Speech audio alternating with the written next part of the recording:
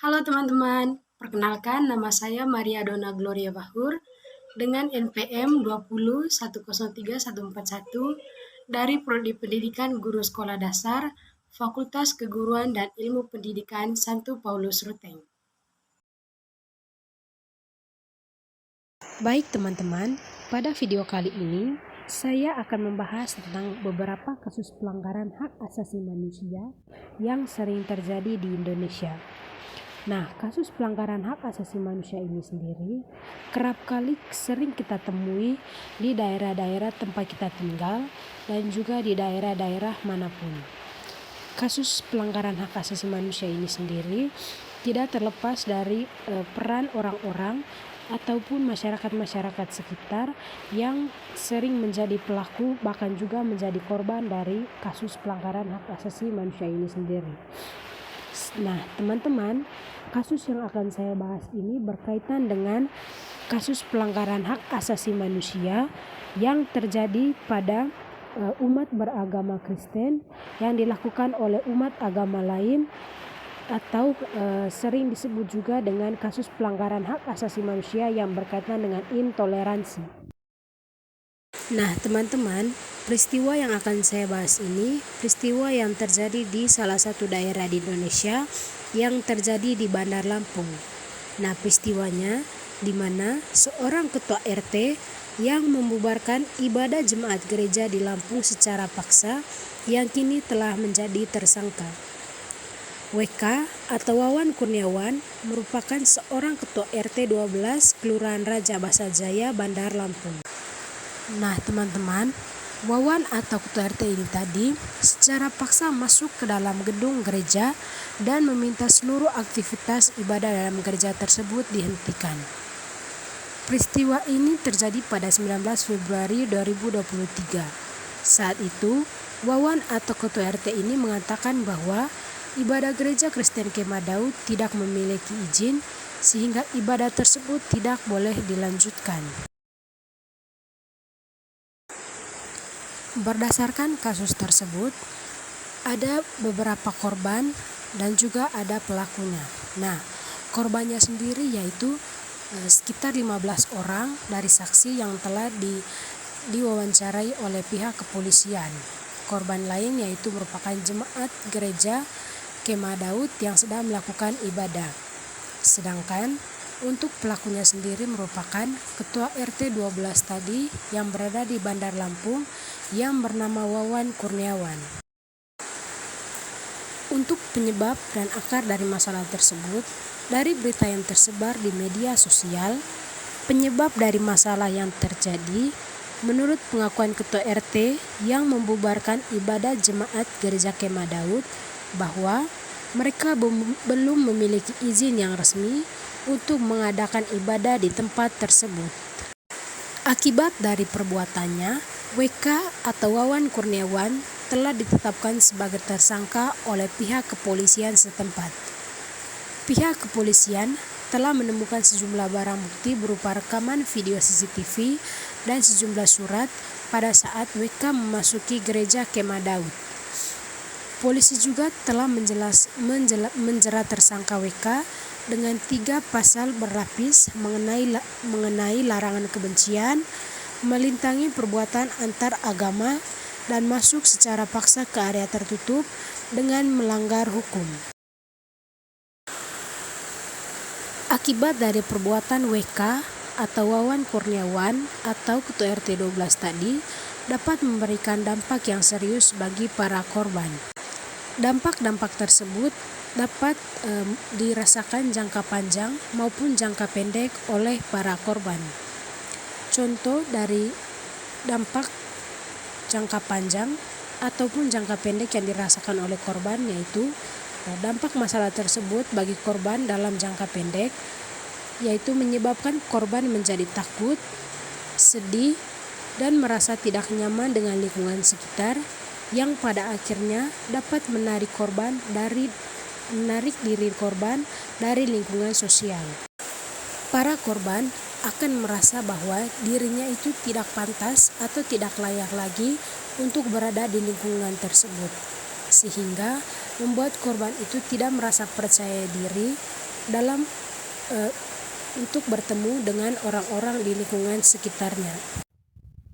Dampak lain bagi korban dalam jangka panjang yaitu yang pertama, gangguan psikologis.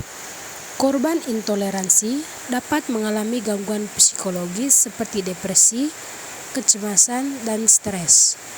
Korban juga dapat merasa tidak berdaya, takut, dan rendah diri. Yang kedua, gangguan fisik. Stres akibat intoleransi dapat menyebabkan gejala fisik seperti sakit kepala, sakit perut, gangguan tidur, dan kelelahan. Stres juga dapat melemahkan sistem kekebalan tubuh. Dampak lain yaitu adanya gangguan prestasi. Korban intoleransi dapat mengalami penurunan prestasi akademik karena kesulitan berkonsentrasi dalam belajar. Nah, teman-teman, di negara Indonesia sendiri sudah terdapat beberapa hukum yang telah mengatur beberapa pelanggaran yang berkaitan dengan kasus hak asasi manusia. Yang pertama, Pasal 28E ayat 2 Undang-Undang Dasar Negara Republik Indonesia tahun 1945 menyatakan bahwa setiap orang berhak atas kebebasan meyakini kepercayaan, menyatakan diri, dan bersikap sesuai dengan hati nuraninya. Pasal yang kedua yaitu Pasal 29 ayat 2 menyatakan bahwa negara menjamin kemerdekaan setiap penduduk untuk memeluk agamanya masing-masing dan untuk beribadah menurut agama dan kepercayaan itu. Pendapat mengenai masalah intoleransi. Intoleransi adalah sikap yang tidak menghargai dan merendahkan orang lain serta tidak mampu menerima perbedaan dalam lingkungannya. Intoleransi dapat menimbulkan berbagai dampak negatif seperti ketegangan dan tidak kepercayaan antara kelompok, menghambat kerjasama dan saling menghormati, ancaman bagi hak asasi manusia, memicu konflik dan kebencian.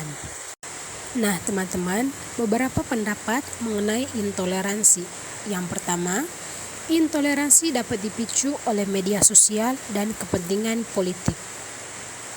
Kemudian, intoleransi dapat dihindar dengan menumbuhkan sikap toleransi pada diri sendiri. Sikap toleransi harus diterapkan sejak dini dan melalui pendidikan.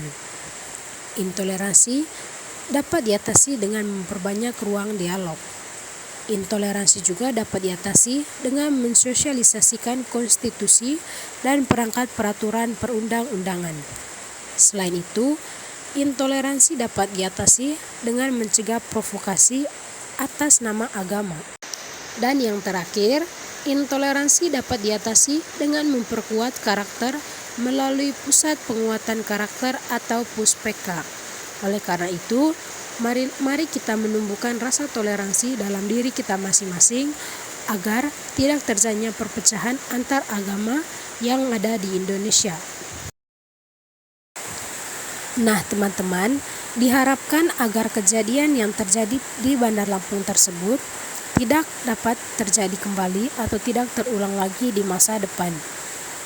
Cara agar peristiwa tersebut tidak terjadi lagi yaitu yang pertama, menanamkan nilai-nilai toleransi sejak dini.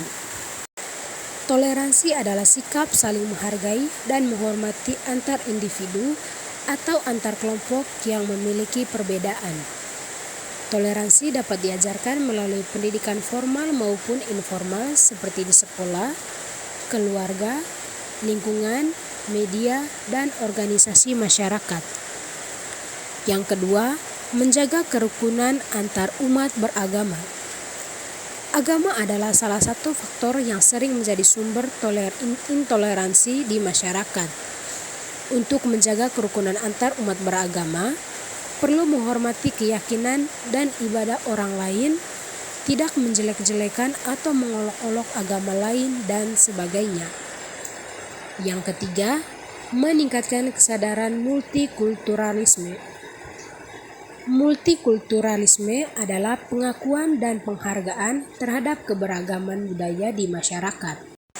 Untuk meningkatkan kesadaran multikulturalisme, perlu mempelajari dan mengenal budaya-budaya lain, tidak menganggap budaya sendiri lebih baik atau lebih benar dari budaya lain. Yang keempat, menegakkan hukum dan hak asasi manusia adalah instrumen penting untuk melindungi dan menjamin hak-hak setiap individu dan kelompok di masyarakat. Untuk menegakkan hukum dan hak asasi manusia, perlu mematuhi aturan dan norma-norma yang berlaku. Nah, teman-teman, seperti yang kita ketahui bahwa di negara kita tercinta, yaitu di Indonesia, sangat memiliki banyak sekali agama, suku, ras, dan berbagai bangsa. Oleh karena itu, sangat diperlukan dan adanya kesadaran dalam diri kita masing-masing untuk saling menghargai dan saling mencintai satu sama lain antar sesama manusia. Karena dengan saling mencintai dan saling menghargai antar sesama manusia, walaupun berbeda-beda latar belakang, kita bisa menciptakan suasana hidup yang aman dan nyaman tanpa adanya konflik di tengah masyarakat. Oleh karena itu, marilah kita menumbuhkan rasa saling mencintai satu sama lain dan saling menghargai agar kita bisa hidup rukun di tengah-tengah masyarakat. Nah, teman-teman, itu saja paparan kasus dari saya berkaitan dengan pelanggaran hak asasi manusia yang terjadi di tengah-tengah masyarakat. Semoga dengan adanya video ini teman-teman bisa mengerti dan menerima terkait dengan hak asasi manusia. Sekian dan terima kasih.